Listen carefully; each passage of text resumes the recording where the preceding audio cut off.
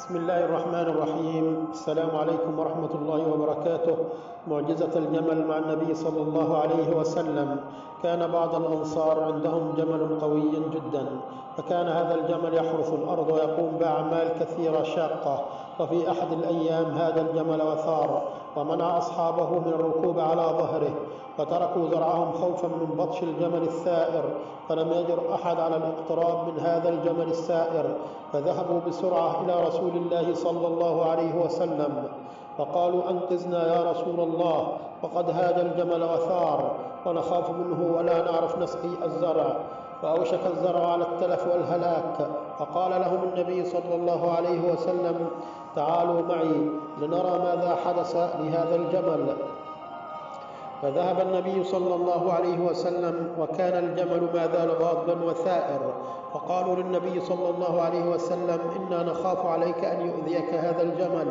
فقال الرسول: لا تخافوا، لن يضرني بإذن الله أو يمسني بسوء.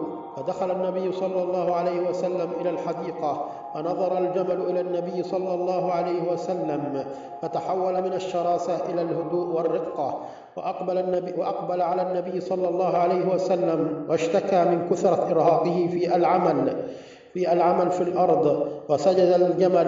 وسجد الجمل بين يدي النبي صلى الله عليه وسلم يشكو إليه حاله وضعفه، وأخذ الناس ينظرون ويتعجبون. فقال لهم النبي صلى الله عليه وسلم: لا ترهقوا الجمل بكثرة الأعمال، فهو يشعر مثلكم ويتألم مثلكم. فقال الناس في تعجب: إن الحيوان يسجد لك وهو لا يفهم أو يعقل، أفأولى أن نسجد لك يا نبي الله؟ فقال النبي صلى الله عليه وسلم: لا يسجد الإنسان لإنسان أبدا، فلا يسجد الإنسان إلا لله عز وجل. وشكرا، والسلام عليكم ورحمة الله وبركاته.